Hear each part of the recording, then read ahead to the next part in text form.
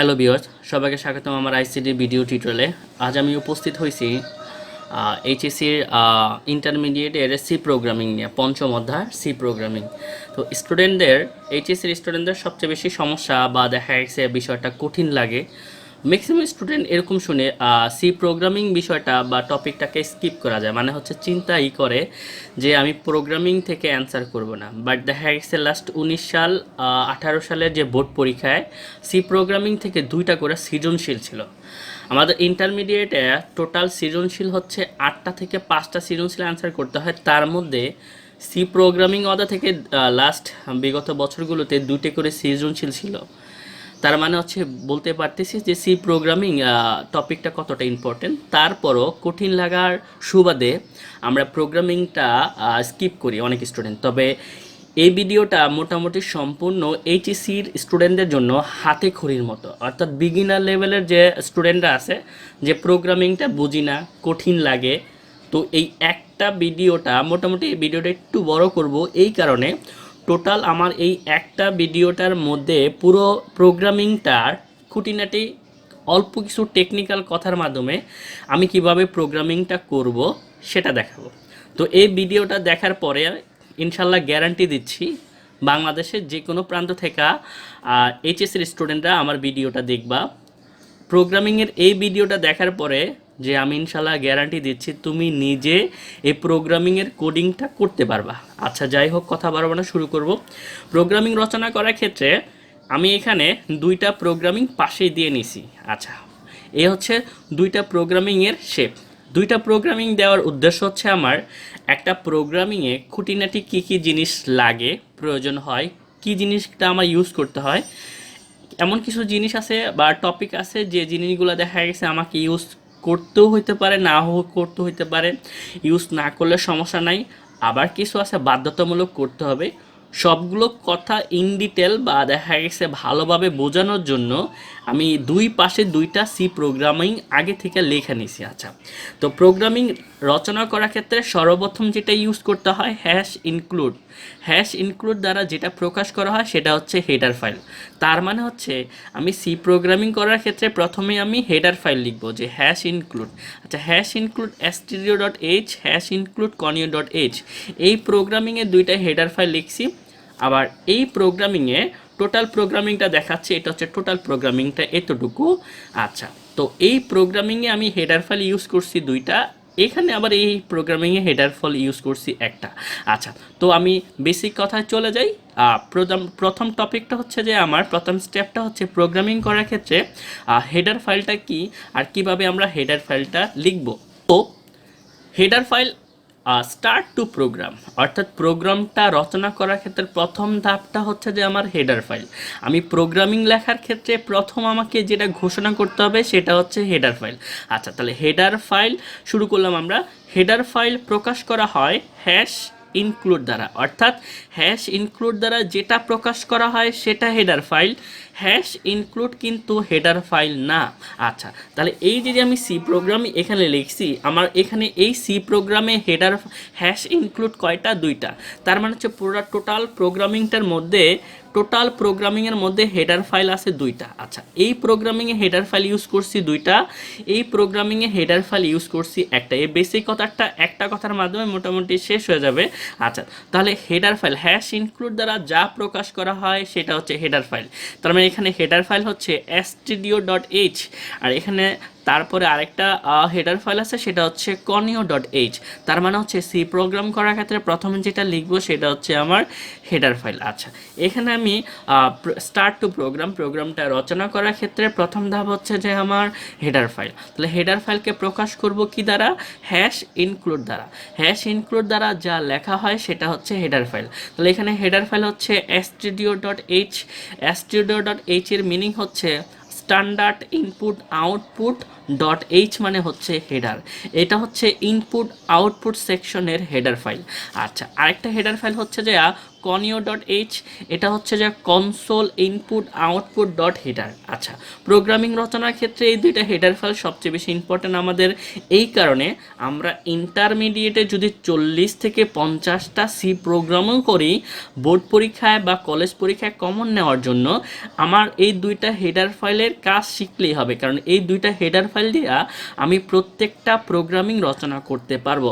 তার মানে হচ্ছে শুধু এই দুইটা হেডার ফাইল না, আমার আরও অনেক হেডার ফাইল আছে। এর মধ্যে উল্লেখযোগ্য হচ্ছে math dot h, time dot h, string dot h, এগুলো হেডার ফাইল। বাট দেখা গেছে আমার ইন্টারমিডিয়েটে studio dot h, conio dot h এই দুইটা হেডার ফাইল ইউজ করতে পারলেই বা এর বেসিক কথাটা জানতে পারলেই আমি দেখা গেছে ইন্টারমিডিয়েটের যেই টাইপের প্রোগ্রামিং দেখ না কেন আমি কমপ্লিট করতে পারবো। আচ্ছা, যাই হোক, তার মানে হচ্ছে যে আমি বলতে পারি আমার সি প্রোগ্রাম করার ক্ষেত্রে সর্বপ্রথম আমি যেটা ঘোষণা করব, দুইটা header file hash include std dot H, hash include conio dot H. আচ্ছা, এই প্রোগ্রামিংয়ে আমি দুইটা হেডার ফাইল ইউজ করছি, কিন্তু এই প্রোগ্রামিংয়ে হেডার ফাইল ইউজ করছি একটা। আচ্ছা, আমি দুইটা হেডার ফাইল দিয়েও প্রোগ্রামিং রচনা করতে পারবো, একটা দিয়েও করতে পারবো, তবে দুইটা দিয়ে আমি সাজেস্ট করতেছি দুইটা দিয়ে প্রোগ্রামিং রচনা করা উত্তম, ভালো। এই কারণে আমাদের ইন্টারমিডিয়েটের প্রায় বাজারে 7 থেকে 8টা যে রাইটারের বই আছে, এর মধ্যে ম্যাক্সিমাম বই দুইটা হেডার ফাইল দিয়ে প্রোগ্রামিংয়ের কোডিংগুলো লেখা, এবং বাজারে যে টেস্ট পেপারগুলো আছে, টেস্ট পেপারে যে সলভ কোয়েশ্চেনগুলো দেওয়া থাকে, যেমন লেকচার, পাঞ্জেরি, এই টেস্ট পেপারগুলো তো কিন্তু দুইটা হেডার ফাইল দিয়ে মোটামুটি ইউজ করা। তবে একটা হেডার ফাইল দিয়ে করা যায়, দুইটা হেডার ফাইল দিয়ে করলে ভালো। তার মানে হচ্ছে যে তবে আমি এটার বেসিকটা বলে দিব যে দুইটা হেডার ফাইল ইউজ করলে আর একটা হেডার ফাইল কীভাবে ইউজ করব, কোন জিনিসটা আমি স্কিপ করলে বা না লিখলে আমি একটা হেডার ফাইলটা ইউজ করতে পারবো। তার মানে এতটুকু কনফার্ম যে আমি সি প্রোগ্রাম করার ক্ষেত্রে সর্বপ্রথম যেটা ইউজ করব সেটা হচ্ছে হেডার ফাইল। আর আমি এটা গ্যারান্টি দিচ্ছি যে দেখা গেছে মোটামুটি আমার দুইটা হেডার ফাইল ইউজ করলেই ভালো। তাহলে প্রথমে আমরা দুইটা হেডার ফাইল ইউজ করব, ঠিক তারপরে হচ্ছে যে আমার মেইন ফাংশনের কাজ। স্টেপ 2টা হচ্ছে যে main function. Main function basically আমরা তিনভাবে লিখতে পারি, একটা হচ্ছে মেইন। আচ্ছা, দুইটা ফার্স্ট ব্র্যাকেট হচ্ছে ফাংশনের সিম্বল। আচ্ছা, main function, int main function, আর হচ্ছে ভয়েড মেইন ফাংশন। আচ্ছা, বেসিক্যালি তিনভাবে মেইন ফাংশন আমি লিখতে পারবো, তবে আমার মেইন বা ইন্ট মেইন এই দুইটার মধ্যে একটা ইউজ করলে হবে। ইন্টারমিডিয়েটের যে সি প্রোগ্রামিং আছে সেখানে main, int main, void main এই প্রত্যেকটা মেইন ফাংশনের কিঞ্চিত বা অল্প পরিমাণ ডিফারেন্সিয়েট আছে, তবে এর প্রয়োগটা ইন্টারমিডিয়েটে অত গুরুত্বপূর্ণ না। তার মানে হচ্ছে আমি যদি মেইন ফাংশন অথবা ইন্ট মেইনের ফাংশনের যে কোনো দুইটার মধ্যে একটা ইউজ করলেই হবে। আমি সাজেস্ট করতেছি হয় মেইন না হয় ইন্ট মেইন ইউজ করলেই ভালো। ভয়েড মেইন ইউজ করলে ওই প্রোগ্রামিংয়ে আবার একদম প্রোগ্রামিংয়ের শেষে রিটার্ন জিরো ইউজ করতে হয়। সেই সুবাদে আমরা মেইন ফাংশন অথবা ইন্ট মেইন ফাংশনের যে কোনো একটা ইউজ করলেই হবে। তো এতটুকু আমি বলতে পারি যে প্রোগ্রামিং রচনার ক্ষেত্রে সর্বপ্রথম আমি ইউজ করব হেডার ফাইল। আর আমরা বলতেছি যে আমরা দুইটা হেডার ফাইল, আমার বিগিনার যারা আমার ভিডিওগুলো দেখতেছো, আমার যে স্টুডেন্ট আছে, আমি ইন্টারমিডিয়েট যে ব্যাচগুলো পড়াই স্টুডেন্টদের প্রত্যেককেই বলি যে দুইটা করে হেডার ফাইল ইউজ করতে। আচ্ছা, প্রথমে তাহলে তার মানে হচ্ছে যে মোটামুটি বলতে পারি প্রথমে আমি দুইটা হেডার ফাইল ইউজ করব, ঠিক তারপরে হচ্ছে আমার মেইন ফাংশন। মেইন ফাংশনের পরে সেকেন্ড ব্র্যাকেট দিয়ে কাজ শুরু। প্রোগ্রামিংয়ে যা থাকবে, প্রোগ্রামিংটা যেটা দিয়া যে কোশ্চেনটা দিয়ে করতে বলবে ওই কোশ্চেনটার কাজ গেট সিএস সেকেন্ড ব্র্যাকেট দিয়ে শেষ। অনুরূপভাবে একই এখানে হেডার ফাইল একটা ইউজ করছি, হেডার ফাইল মেইন ফাংশন। এখানে আমি ইন্ট মেইন লিখছি, এখানে আমি মেইন লিখছি, মানে হচ্ছে দুইভাবেই লেখা যায়। সেই সুবাদেই আমি মেইন ফাংশন আর ইন্ট মেইন দুই পাশে দুইটা প্রোগ্রামিংয়ে ইউজ করছি। আমরা সব সময় একটা মেইন ফাংশন ইউজ করব। সেকেন্ড ব্র্যাকেট দিয়ে কাজ শুরু হয়, প্রশ্নে যেটা দেওয়া থাকে বা যে প্রশ্নের কাজটা করতে বলে ততটুকু কাজ করতে বলে, তারপর হচ্ছে সেকেন্ড ব্র্যাকেট শেষ। আচ্ছা, এখানে ডিফারেন্সিয়েটটা বলি, এখানে দুইটা হেডার ফাইল ইউজ হয়েছে, এখানে একটা হেডার ফাইল ইউজ হয়েছে। এখানে হচ্ছে যে এই প্রোগ্রামিংয়ে আমি ইউজ করছি গেট সিএস, আর এই প্রোগ্রামিংয়ে আমার গেট সিএস ইউজ নাই। আচ্ছা, এই গেট সিএস যে লাইব্রেরি ফাংশনটা, এই লাইব্রেরি ফাংশনটা কিন্তু এই কনিও ডট এইচে অন্তর্ভুক্ত থাকে। এই কনিও ডট এইচে অন্তর্ভুক্ত থাকে হচ্ছে এই গেট সিএস লাইব্রেরি ফাংশনটা। আর স্ক্যানএফ আর হচ্ছে প্রিন্টএফ, স্ক্যানএফ আর প্রিন্টএফ যে লাইব্রেরি ফাংশন দুইটা আছে সেই দুইটা হচ্ছে যে আমার studio.h এ অন্তর্ভুক্ত থাকে। আচ্ছা, এই প্রোগ্রামিংয়ে প্রত্যেকটা প্রোগ্রামিংয়ে আমি স্ক্যানএফ আর প্রিন্টএফ পাবো, সেই সুবাদে আমি বলতে পারি এখানে header file hash include studio ঘোষণা করতে হবে। আর এখানে আমার এই প্রোগ্রামিংয়ে গেট সিএস ইউজ করছি, সেই সুবাদে তার হেডার ফাইলটা আমাকে ঘোষণা করতে হয়েছে।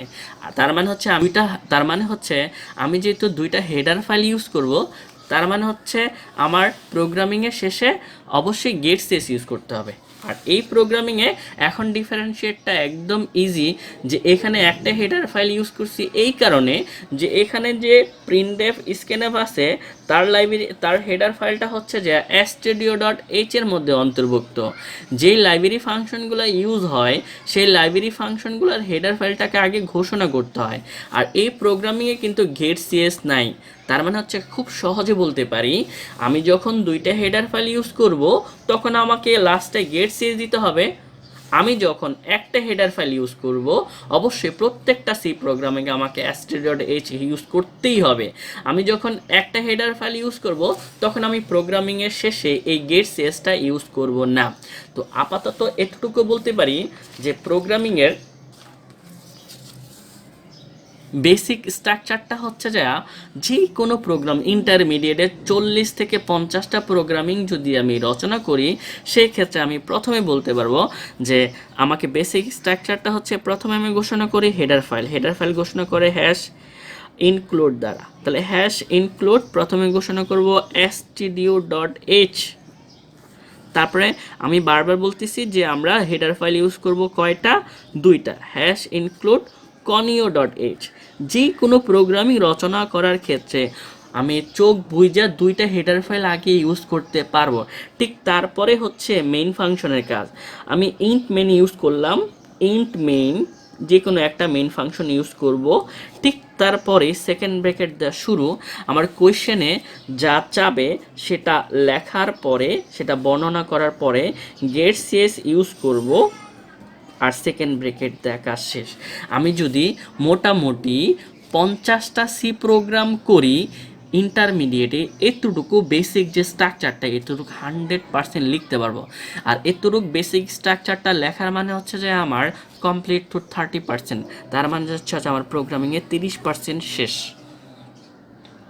এখানে আমার প্রায় প্রোগ্রামিংয়ের 30% শেষ হয়ে গেছে। আচ্ছা, 30% শেষ আমি অনায়াসে বলতে পারবো যে কোনো প্রোগ্রামিং বলুক আমাকে। তা আমি প্রথমে ঘোষণা করব, আবার একটু বলতেছি জিনিসটা সম্পূর্ণভাবে ক্লিয়ার করার জন্য। প্রথমে আমি ঘোষণা করব header file hash include studio.h hash include conio.h। ঠিক তারপরে আমি মেইন ফাংশন ইউজ করব, ইন্ট মেইন। তারপর হচ্ছে আমার সেকেন্ড ব্র্যাকেট দেখা শুরু, কোয়েশ্চেনে যা চাবে সেই অনুসারে কাজ করা। আমি যেহেতু দুইটা হেডার ফাইল ইউজ করছি, তার মানে আমাকে ইউজ করতে হবে গেট সিএস, আর সেকেন্ড ব্র্যাকেট দেওয়া শেষ। তার মানে হচ্ছে এতটুকু বলতে পারি, গ্যারান্টি দিয়ে বলতে পারি যে এতটুকু কিন্তু প্রত্যেকটা স্টুডেন্টের শেষ হয়ে যাওয়ার কথা। আমি যে কোনো সি প্রোগ্রাম করি না কেন এতটুকু বেসিক স্ট্রাকচারটা আমি চোখ বুঝা লিখতে পারবো। আর এতটুকু বোঝার মানে হচ্ছে যে আমার প্রোগ্রামিংয়ের 30% কমপ্লিট হয়ে গেল। তার মানে প্রথমে দুইটা header file, main function, second bracket দেওয়া শুরু। তারপরে যে স্টেপটা বাকি আছে সেটা আমি তারপরে, যেহেতু আমি 30% শেষ করছি, আমার এখন 70% বাকি, গেট শেষ, সেকেন্ড ব্র্যাকেটটা শেষ।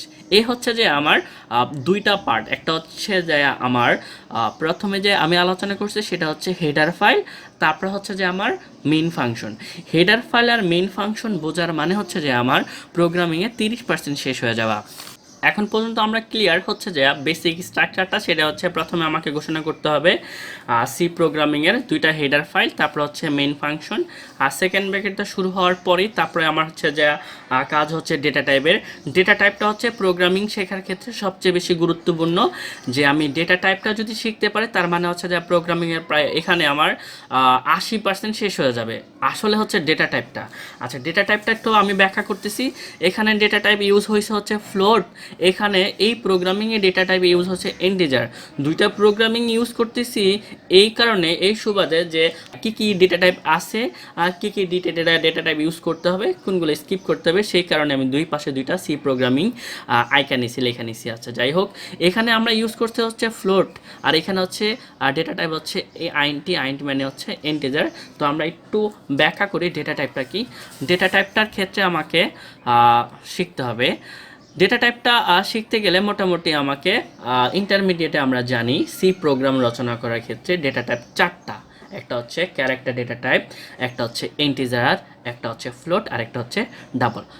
তবে এতটুকু বলতেছি যে ইন্টারমিডিয়েটে আমরা যদি 40টা বা 50টা প্রোগ্রামিংও করি, এই ইন্টিজার ডেটা টাইপ আর ফ্লোট ডেটা টাইপ, এই দুইটা ডেটা টাইপের মধ্যেই আমি সবগুলা প্রোগ্রামিং করতে পারবো। যেহেতু সবগুলো প্রোগ্রামিং এই দুইটা ডেটা টাইপের মধ্যে আমার কমপ্লিট হয়ে যাবে, তার মানে হচ্ছে আমাকে ইন্টিজার আর ফ্লোট ডেটা টাইপটা ভালোভাবে বিস্তারিত জানতে হবে। আচ্ছা, ডেটা টাইপের মধ্যে প্রথমে আমরা শিখবো ইন্টিজার ডেটা টাইপটা। আর এই ডেটা টাইপটা শেখার মানে হচ্ছে যে আমার এই ডেটা টাইপ মানে হচ্ছে 50% কাজ আমার ডেটা টাইপে আছে। আচ্ছা আচ্ছা, ডেটা টাইপের প্রথম হচ্ছে আমরা শিখবো হচ্ছে ইন্টিজার।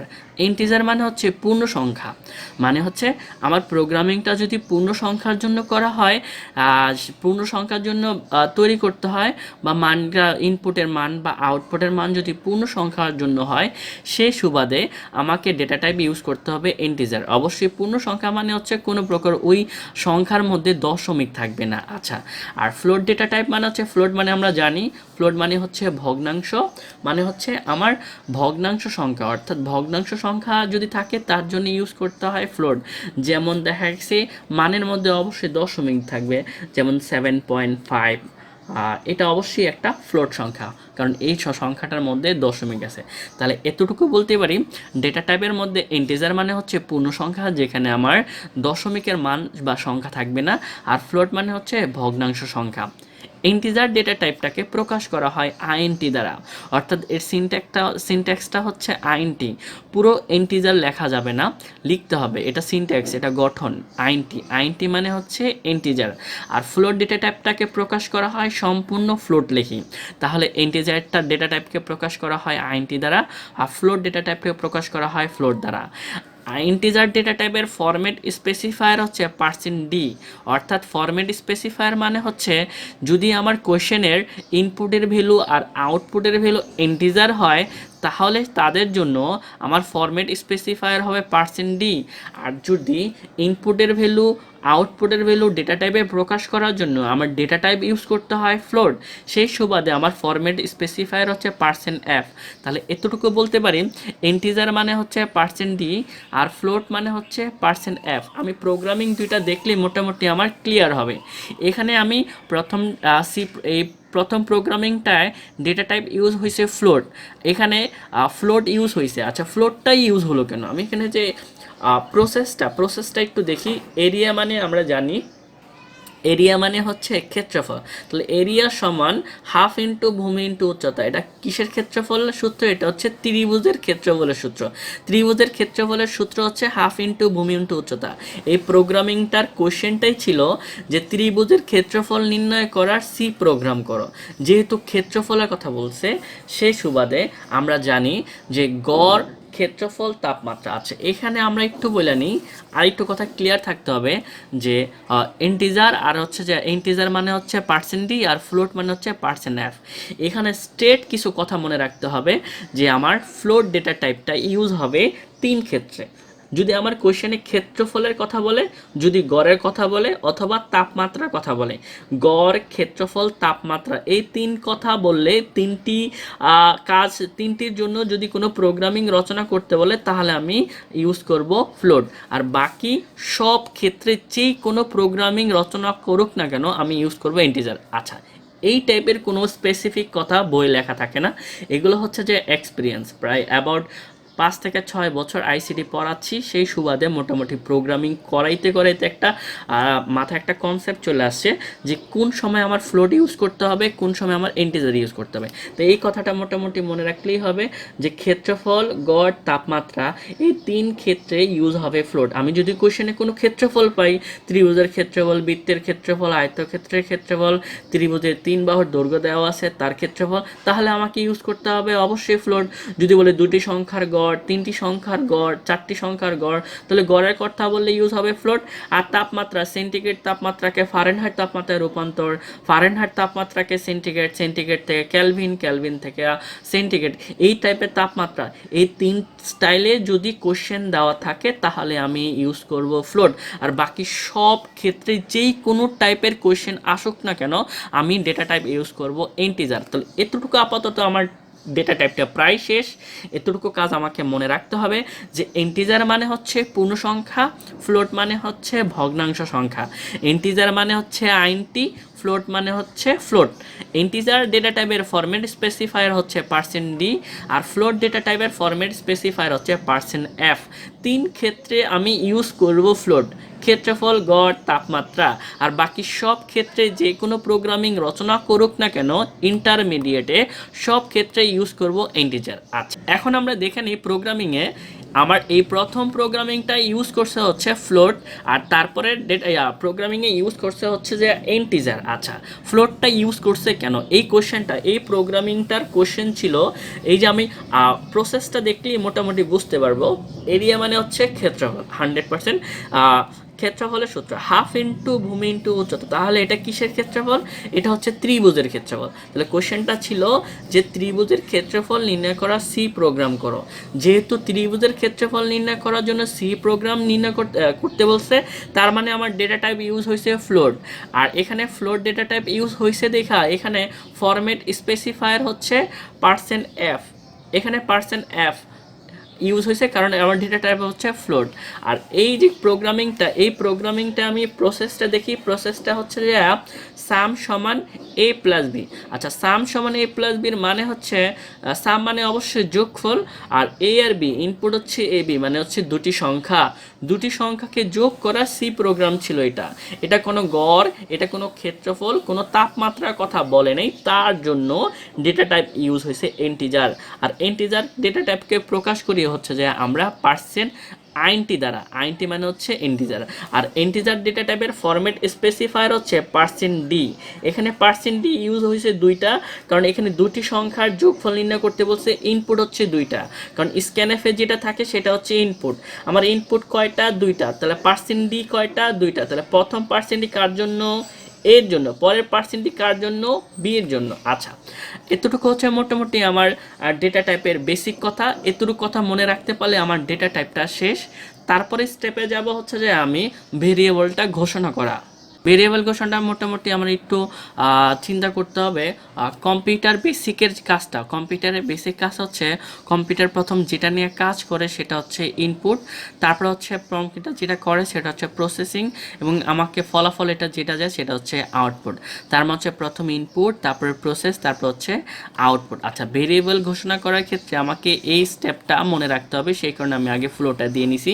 আচ্ছা, ভেরিয়েবল ঘোষণার ক্ষেত্রে শর্ত হচ্ছে প্রথম স্টেপ হচ্ছে যে আমাকে ডেটা টাইপ লিখতে হবে। প্রথমেই আমি ভেরিয়েবল ঘোষণা করার ক্ষেত্রে যেটা লিখবো সেটা হচ্ছে ডেটা টাইপ। আর ডেটা টাইপের মোটামুটি বেসিকটা এখন অনেকটাই ক্লিয়ার।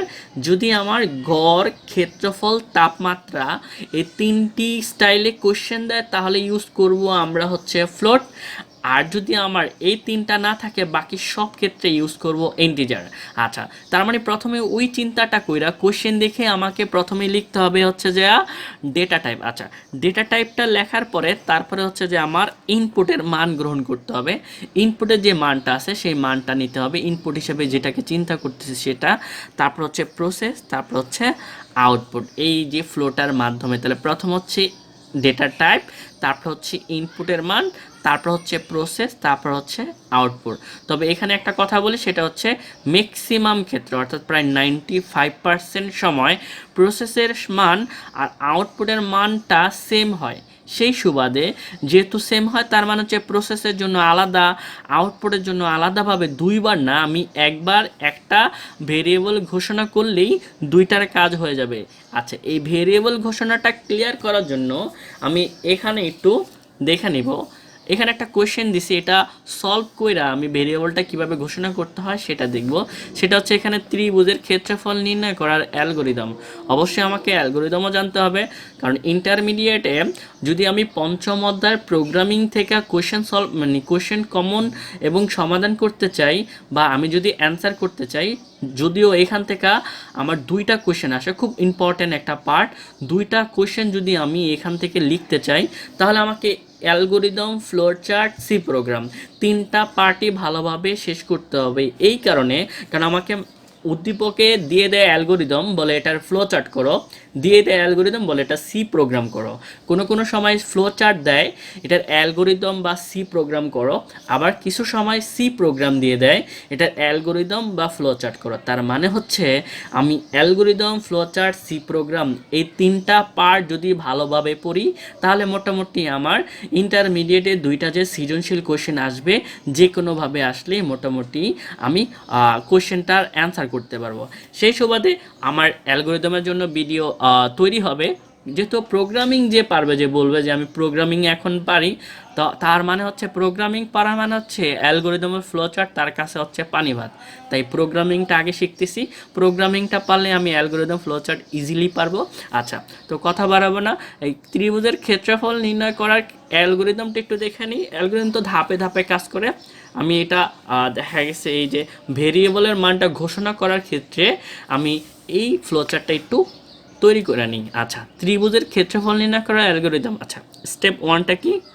অ্যালগোরিদমের স্টেপ ওয়ান হচ্ছে, প্রথম ধাপ হচ্ছে স্টার্ট, কাজটাকে শুরু করা। দ্বিতীয় স্টেপটা হচ্ছে যায়া ইনপুটের মান নেওয়া। এই যে আমার ইনপুটের মান নিচ্ছি।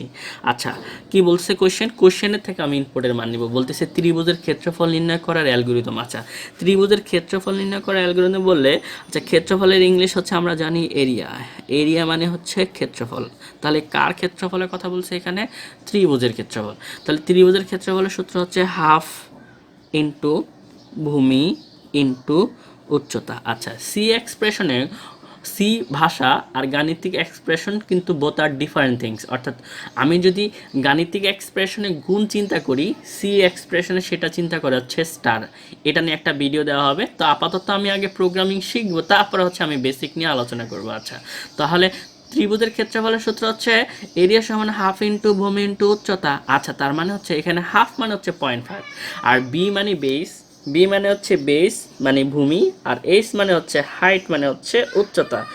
এখন আমার এই যে ত্রিভুজের ক্ষেত্রফল, এই ত্রিভুজের ক্ষেত্রফল নির্ণয় করার ক্ষেত্রে যে আমি বি এর মান পাই মানে ভূমির মান পাই, আর এইচ মানে হাইট, আমি হাইটের মানটা পাই, তাহলে কিন্তু আমার ক্ষেত্রফলটা বের হয়ে যাচ্ছে। এখন বেসিক কথাটা হচ্ছে যে ইনপুট কোনটা, ইনপুটের মান কি, অর্থাৎ যেই মানটা আমি জানি না, যে মানটা নিয়ে আমার কাজ করতে হবে, আর যে মানটা আমাকে গ্রহণ করতে হবে, সেই মানটাই হচ্ছে আমার ইনপুটের মান। তাহলে ত্রিভুজের ক্ষেত্রফল হচ্ছে হাফ ইন্টু ভূমি ইন্টু উচ্চতা।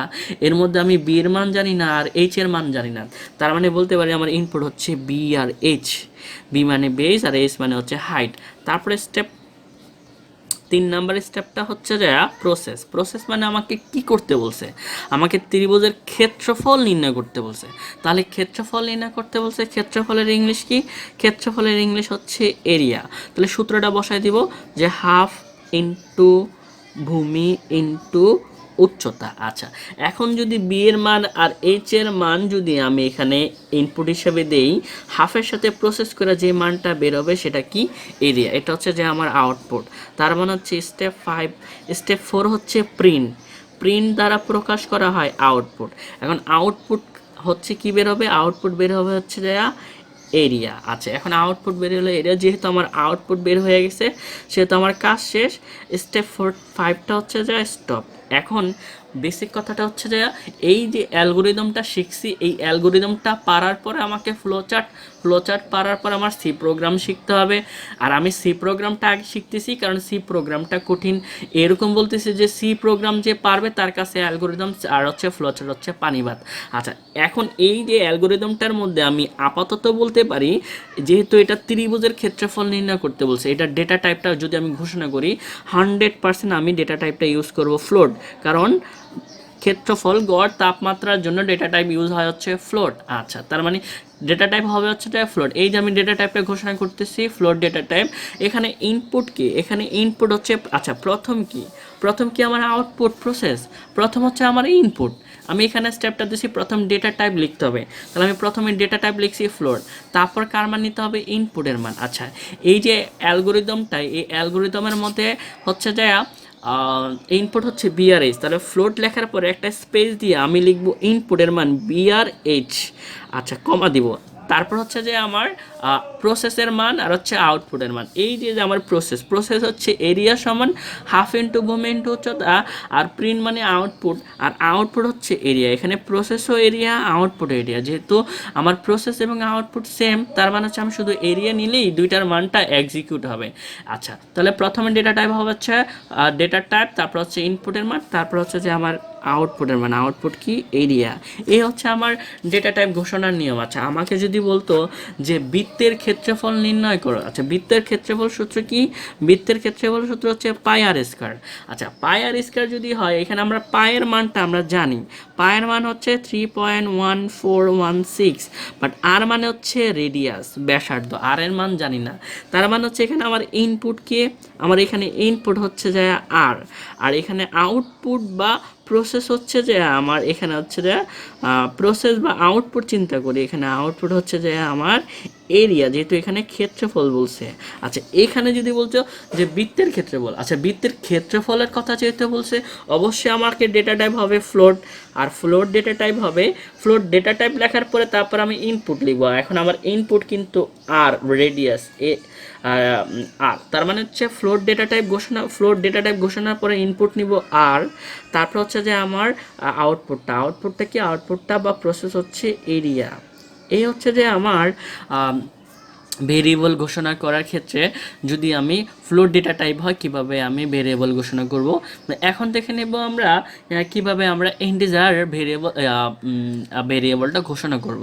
ইন্টিজার ডেটা ভেরিয়েবলটা ঘোষণা করার ক্ষেত্রে আমি এখানে আবার একটা অ্যালগরিদম তৈরি করার জন্য এখানে একটা কোয়েশ্চেন নিচ্ছে, সেটা হচ্ছে দুটি পূর্ণ সংখ্যার যোগফল নির্ণয় করার অ্যালগরিদম। আচ্ছা, যদি এইটার অ্যালগরিদম করি তাহলে স্টেপ 1 কি, স্টেপ 1 হচ্ছে স্টার্ট। অ্যালগরিদমটা একটু আঁকতেছি। অ্যালগরিদমের প্রথম ধাপ হচ্ছে শুরু করা, বাংলায় লিখলে শুরু করে, ইংলিশে লিখলে স্টার্ট, যেভাবে সুবিধা হয় ওইভাবে লিখবা। আচ্ছা, স্টেপ 2 হচ্ছে ইনপুটের মান গ্রহণ। আচ্ছা, এখানে কি বলছে, কোশ্চেন বলছে দুটি পূর্ণ সংখ্যার যোগফল নির্ণয় করা, তাহলে আমি দুটি সংখ্যা জানি না, অবশ্যই ইনপুট হচ্ছে দুইটা, তাহলে দুইটা সংখ্যা মনে মনে নিতে হবে। তাহলে আমি একটা সংখ্যা যদি এ নিই আর একটা সংখ্যা নিব হচ্ছে বি, তার মানে ইনপুট হচ্ছে আমার এ বি, আমি এক্স ওয়াই নিতে পারি, কোনো সমস্যা নাই। আচ্ছা, স্টেপ 3 হচ্ছে প্রসেস মানে হচ্ছে আমাকে দুটি সংখ্যাকে কী করতে বলছে, দুটি সংখ্যাকে যোগ করতে বলছে। যেহেতু যোগ করতে বলছে তার মানে হচ্ছে সাম মানে হচ্ছে যোগফল নির্ণয় করতে বলছে। কটি সংখ্যার যোগফল, দুটি সংখ্যার যোগফল। তো দুটি সংখ্যা কি চিন্তা করছি, একটা সংখ্যা হচ্ছে এ, একটা সংখ্যা হচ্ছে বি। আচ্ছা, এ আর বিকে যোগ করলে হয় সাম সমান হচ্ছে এ প্লাস বি। আচ্ছা, তারপর হচ্ছে আউটপুটকে প্রকাশ করে হচ্ছে যে প্রিন্ট দ্বারা। এখন এ আর বিকে যোগ করলে যেটা আউটপুট বেরোয় সেটা হচ্ছে যে সাম, তারপর হচ্ছে যে আমার স্টপ। আচ্ছা, এখানে যে আমি ডেটা টাইপটা ঘোষণা করি, আমাকে বলছে দুটি সংখ্যার যোগফল। আচ্ছা, যোগফল কি, অবশ্যই এটা ইন্টিজার ডেটাটা হবে, কারণ হচ্ছে তিনটা ক্ষেত্রে আমার ফ্লোট ডেটা টাইপ এটা ইউজ হয়, সেটা হচ্ছে ক্ষেত্রফল, গড়, তাপমাত্রা, এই তিন ক্ষেত্রে ইউজ হয় ফ্লোট, বাকি সব ক্ষেত্রে ইউজ করবো আমি ইন্টিজার। আর যেহেতু আমার এখানে যোগফল নির্ণয় করতে বলছে তার মানে আমার ইউজ হবে ইন্টিজার। তাহলে প্রথমে ভেরিয়েবল ঘোষণার ক্ষেত্রে আমি ইনপুট ডেটা টাইপ ঘোষণা করি, তাহলে ইন্টিজার ডেটা টাইপকে প্রকাশ করি আইএনটি দ্বারা। আর ইনপুট হচ্ছে এ বি, তাহলে এ আর বিকে আমি ইনপুট নিব, তাহলে এ কমা বি, আর আউটপুট হচ্ছে বা প্রসেস হচ্ছে যে আমার সাম, তার মানে হচ্ছে এখানে হচ্ছে যে আমার সাম লিখতে হবে। আচ্ছা, এটা হচ্ছে যে দুইটি সংখ্যার যোগফল নির্ণয় করার ভেরিয়েবল। আমাকে যদি তিনটি সংখ্যা বলতো তাহলে আমি ইন্টিজার নিতাম, ইন্টিজার তিনটি সংখ্যা হইতো A B C, R output কি হইতো, আউটপুট হচ্ছে সাম। এই হচ্ছে যে আমার ভেরিয়েবল ঘোষণাটা। ভেরিয়েবল ঘোষণাটা মোটামুটি পারলে আমার অনেকাংশে ক্লিয়ার হয়ে যাবে। আচ্ছা, এখানে কোশ্চেনটা ছিল ত্রিভুজের ক্ষেত্রফল। ত্রিভুজের ক্ষেত্রফল বলছিল দেখা, এখানে ফ্লোর ডেটা টাইপ হয়েছে। প্রথমে এখানে হচ্ছে স্ট্রাকচারটা হচ্ছে, সিনট্যাক্সটা হচ্ছে, প্রথম হচ্ছে ডেটা টাইপ, তারপর একটা স্পেস দিয়ে দুইটা ইনপুট, একটা বি আর এইচ, তারপর হচ্ছে প্রসেস বা আউটপুট। আর এখানে বলছে দুইটি সংখ্যার যোগফল নির্ণয় করো, যেহেতু দুইটা সংখ্যার যোগফল নির্ণয় করতে বলছে সেই সুবাদে ইন্টিজার ডেটা টাইপ, দুইটা input A B, R output হচ্ছে যে আমার সাম। এখন বলতে পারি আমি আমার প্রোগ্রামিংয়ের প্রায় 90% শেষ। আর অল্প কিছু পার্ট আছে, একটা স্টেপ আছে, জাস্ট এটা কমপ্লিট হলে আমি প্রোগ্রামিং নিজে কোডিং লিখতে পারবো। সেটা হচ্ছে যে আমার এই যে স্টেপ 5টা আছে, সেটা হচ্ছে পিএসপি। এটা টেকনিক্যালি লিখছি। পিএসপি মানে হচ্ছে পিএসপি প্রথম পি, তারপর এস, তারপর পি মানে হচ্ছে প্রথম প্রিন্টএফ, তার মানে প্রথম ইউজ হবে প্রিন্টএফ, তারপরে এস মানে স্ক্যানএফ, তারপর হচ্ছে প্রিন্টএফ। আর মানে হচ্ছে পিএসপি মানে হচ্ছে প্রিন্টএফ স্ক্যানএফ প্রিন্টএফ, প্রথমে প্রিন্টএফ, তারপর স্ক্যানএফ, তারপর হচ্ছে প্রিন্টএফ, তার মানে মাঝে হচ্ছে স্ক্যানএফের কাজ। এইটি টেকনিক্যালি কথা, এগুলো বই নাই, আর দেখা গেছে এগুলো কোনো কনসেপ্টও না, কোনো থিওরি না। আচ্ছা, টেকনিক্যালি মনে রাখার জন্য।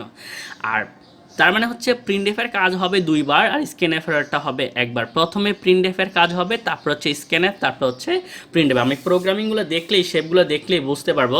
এই যে আমার প্রথমে ইউজ হয়েছে প্রিন্টএফ, তারপর হচ্ছে স্ক্যানএফ, তারপর এই যে প্রিন্টএফ। আবার এই প্রোগ্রামিংয়ে ইউজ হয়েছে প্রিন্টএফ, স্ক্যানএফ, তারপর হচ্ছে প্রিন্টএফ। এটা হচ্ছে মোটামুটি স্পেসিফিক কথাবার্তা না। দেখা গেছে কিছু কিছু সময় হবে যে আমার প্রিন্টএফ স্ক্যানএফ এই দুইটা আসবে না, শুধু প্রিন্টএফটা আসবে। আমি মোটামুটি সেটা দেখাবো, তবে 60-70% ক্ষেত্রে আমার এই স্টেপটা অবলম্বন করতে হবে। টেকনিক্যাল কথা মনে রাখলে হবে। আচ্ছা, তার মানে হচ্ছে প্রিন্টএফ ইউজ হবে দুইবার, স্ক্যানএফ ইউজ হবে একবার, আপাতত শেখার জন্য। তারপরে কিন্তু আমি পরের ভিডিওগুলো দেখলে পরের যে স্টেপটা একটু পরিবর্তন হবে সেটা আমি দেখাই দিব। আচ্ছা, তাহলে প্রিন্টএফের কাজ হচ্ছে দুইবার বা দুইটা। প্রথম কাজটা হচ্ছে ইনপুটের মান ঘোষণা। প্রথম প্রিন্টএফের কাজ, এই প্রিন্টএফের কাজ হচ্ছে ইনপুটের মান ঘোষণা করা। তারপর স্ক্যানএফের কাজ হচ্ছে একটা, স্ক্যানএফের কাজ হচ্ছে কিবোর্ড হতে ইনপুটের মান গ্রহণ করা। তারপরে লাস্ট প্রিন্টএফটা হচ্ছে বেসিক্যালি প্রিন্টএফের কাজ হচ্ছে আউটপুটের মান প্রদর্শন। প্রিন্টএফ মানে হচ্ছে আউটপুট প্রদর্শন করা। তবে এই ক্ষেত্রে হচ্ছে যে প্রথম প্রিন্টএফের কাজ হচ্ছে আমি ব্যবহারকারী প্রথম মান ঘোষণা করবে ইনপুটের মান, সেই প্রিন্টএফ। তারপর স্ক্যানএফ হচ্ছে কিবোর্ড হতে ইনপুটের মান গ্রহণ। তারপর হচ্ছে যে আবার প্রিন্টএফ মানে হচ্ছে আউটপুটের মান প্রদর্শন করা। আচ্ছা, আপাতত এতটুকু মোটামুটি আমার ক্লিয়ার। এতটুকুও শেষ হয়ে গেলে তার মানে হচ্ছে আমার প্রায় 100% প্রোগ্রামিং করা শেষ। এখন হালকা একটু কথা বলা আমি দেখব যে আমি নিজে একটা প্রোগ্রামিং কোডিং তৈরি করতে পারি কি না। আচ্ছা, এখানে কিন্তু আমি প্রিন্টএফ দিছি। এই যে প্রিন্টএফ মানে হচ্ছে এখানে প্রথম প্রিন্টএফটা হচ্ছে enter the value B and H, মানে বি এবং এইচ এর ভ্যালু নাও। এখানে ইনপুটের মান ঘোষণা করা হয়েছে। আর স্ক্যানএফ মানে হচ্ছে ইনপুটের মান কিবোর্ড থেকে নেওয়া। যেহেতু আমার এখানে ইনপুট হচ্ছে বি আর এইচ, দুইটা ইনপুট, তার মানে যেহেতু ফ্লোট ডেটা টাইপ, আমাকে এখানে ইউজ হয়েছে %f দুইটা। প্রথম %fটা হচ্ছে বি এর জন্য, পরের %fটা হচ্ছে এইচ এর জন্য। ঠিক তারপরে প্রসেস, তারপর হচ্ছে স্ক্যানএফের পরে মনে রাখতে হবে প্রসেস, তারপরে প্রসেস করার পরে যেটা বের হয় সেটা হচ্ছে আউটপুট। তার মানে হচ্ছে এই প্রিন্টএফের কাজ হচ্ছে আউটপুটের মান প্রদর্শন করা। আর এখানে যেহেতু আমার ফ্লোট ডেটা টাইপ ইউজ হচ্ছে, তার মানে হচ্ছে %f হচ্ছে। আচ্ছা, এখানে %f একটা, এখানে %f দুইটা, কখনো কিন্তু আউটপুট একাধিক হয় না। সব সময় মনে রাখতে হবে আমার আউটপুট হবে একটা। সেই সুবাদে এখানে %f একটা কার জন্য, এখানে আউটপুট এরিয়ার জন্য। আচ্ছা, এখানে আমি দেখি এখানে হচ্ছে যে আমার একইভাবে প্রথম প্রিন্টএফ, যেহেতু আমার ইনপুট দুইটা এ আর বিকে যোগ করলে হয় সাম আউটপুট এ প্লাস বি। আচ্ছা, সেইখানে আমার ইনপুটের মান ঘোষণা করছে এই যে এন্টার দ্য টু নাম্বারস, যে দুটি সংখ্যাকে যোগ করতে বলছে, সেই কারণে মান ইনপুটের মান ঘোষণা করা হয়েছে এরকমভাবে যে এন্টার দ্য টু নাম্বারস, দুটি নাম্বার নাও। যদি ইনপুট তিনটা হতো তাহলে আমরা কি লিখতাম, এন্টার দ্য থ্রি নাম্বারস। আর স্ক্যানএফের মাধ্যমে আমরা ইনপুটের মান ঘোষণা করি, যেহেতু আমার দুইটা input A B R data type হচ্ছে ইন্টিজার, তার মানে স্ক্যানএফ জন্য %d হবে। যেহেতু আমার ইনপুট হচ্ছে দুইটা, স্ক্যানএফ মানে হচ্ছে ইনপুটের মান গ্রহণ, সেই সুবাদে আমার %d হচ্ছে দুইটা। প্রথম %dটা হচ্ছে এর জন্য, পরের পার্সেন্টেজটা হচ্ছে বি এর জন্য। তারপর হচ্ছে স্ক্যানএফ এর পরেই মনে রাখতে হবে স্ক্যানএফ এর পরের কাজটা হচ্ছে প্রসেস। প্রসেস কি মানে কি করতে বলছে, দুটি সংখ্যাকে যোগ করতে বলছে। তাহলে দুটি সংখ্যাকে যোগ করলে হয় সাম সমান হচ্ছে এ প্লাস বি। তারপর হচ্ছে এই প্রিন্টএফ মানে হচ্ছে আউটপুট। আর আউটপুট বলতেছি এখানে পার্সেন্ট ডি, কারণ হচ্ছে আমার ইন্টিজার, আর এখানে পার্সেন্ট ডি হচ্ছে একটা। দুটি সংখ্যাকে যোগ করলে কখনো যোগফল দুইটা হয় না, 2000 সংখ্যাকে যোগ করলেও কখনো আউটপুট একাধিক হয় না, আউটপুট সবসময় যোগফল সবসময় একটা হয়। সেই কারণে এখানে পার্সেন্ট ডি একটা। এই পার্সেন্ট ডিটা কার জন্য, এই পার্সেন্ট ডিটা হচ্ছে সামের জন্য। এই হচ্ছে যে আমার প্রোগ্রামিংয়ের টোটাল ভিউ। এই টোটাল ভিউটা করার পরেই এখন আমি দেখে নিব যে আমি নিজে একটা প্রোগ্রামিং সম্পূর্ণ বুঝি কিনা, বা এই প্রোগ্রামিংটা আমি তৈরি করতে পারবো কিনা। তাহলে শুরু করা যাক। আমরা একটা নিজে পুরো টোটাল বেসিক কথাগুলো জানার পরে আমরা নিজে একটা সি প্রোগ্রাম তৈরি করতে পারি কিনা। তাহলে আমি সি প্রোগ্রাম রচনার কথা, এখানে কোশ্চেনটা বলছে যে ত্রিভুজের ক্ষেত্রফল নির্ণয় করা সি প্রোগ্রাম। আচ্ছা, যে কোনো সি প্রোগ্রাম রচনা করার ক্ষেত্রে প্রথম স্টেপটা হচ্ছে যে আমার হেডার ফাইল। প্রথমে আমি হেডার ফাইল ইউজ করব। অবশ্যই আমি দুইটা হেডার ফাইল ইউজ করব, সেটা হচ্ছে #include stdio.h। প্রথম হেডার ফাইলটা ইউজ করছি, তারপর হেডার ফাইল ইউজ করব। আমি হেডার ফাইল ইউজ করব অবশ্যই দুইটা, #include conio.h। ঠিক তারপরে আমি মেইন ফাংশন লিখব। মেইন ফাংশন হচ্ছে যে আমি int মেইন ফাংশন, তারপরে সেকেন্ড ব্র্যাকেট দিয়ে শুরু। মনে রাখতে হবে সেকেন্ড ব্র্যাকেট দিয়ে শুরু করার পরেই কিন্তু আমার এখানে ডেটা টাইপ আর ভেরিয়েবলের কাজ। আচ্ছা, কোশ্চেনটা কি বলছে, কোশ্চেনের উপরে ডিপেন্ড সব কিছু করবে যে ত্রিভুজের ক্ষেত্রফল। যেহেতু আমার এখানে ক্ষেত্রফলের কথা বলছে, তাহলে 100% ডেটা টাইপ হবে ফ্লোট, কারণ 3 ক্ষেত্রে ডেটা টাইপ হবে ফ্লোট, গড়, ক্ষেত্রফল, তাপমাত্রা। আর যেহেতু আমাকে কোশ্চেন এখানে ফ্লোট দিয়ে দিছে, তার মানে ডেটা টাইপ হবে ফ্লোট। তার মানে হচ্ছে যে আমি ডেটা টাইপ নেব হচ্ছে ফ্লোট। আর আমাকে ক্ষেত্রফল নির্ণয় করতে বলছে, কার ক্ষেত্রফল, ত্রিভুজের ক্ষেত্রফল। তার ত্রিভুজের ক্ষেত্রফলের সূত্রটা আমাকে মনে রাখতে হবে। তাহলে ক্ষেত্রফলের ইংলিশ কি, ক্ষেত্রফলের ইংলিশ হচ্ছে এরিয়া। আর ক্ষেত্রফলের ত্রিভুজের ক্ষেত্রফলের সূত্র হচ্ছে হাফ ইন্টু ভূমি ইন্টু উচ্চতা। আচ্ছা, এখন এই যে ত্রিভুজের ক্ষেত্রফল, এই ত্রিভুজের ক্ষেত্রফলের ক্ষেত্রে কিন্তু আমি যদি হাফ মানে 0.5 বা হাফের ভ্যালু আমরা জানি, কিন্তু বি মানে হচ্ছে বেস আর এইচ মানে হচ্ছে হাইট। আমি যদি বি এর মান আর এইচ এর মান, ভূমির মান আর উচ্চতার মান যদি আমি ইউজ করি, মানটা যদি নেই এখানে অ্যাপ্লাই করি, তাহলে কিন্তু আমার এরিয়ার মানটা বের হয়ে যায়। তার মানে আমি কার মান দরকার, আমার বি এর মান আর হচ্ছে এইচ এর মান, যার মান জানি না, যার মান দরকার সেটা হচ্ছে ইনপুট। তার মানে হচ্ছে এই ত্রিভুজের ক্ষেত্রফল করার ক্ষেত্রে আমার ইনপুট হচ্ছে বি আর এইচ। তার মানে হচ্ছে float data type. Float data টাইপের পরে আমি ইনপুটের মান লিখব বি, এইচ, তারপর হচ্ছে আউটপুট। আউটপুট অবশ্যই আমার ক্ষেত্রফল। ক্ষেত্রফল কি, এরিয়া।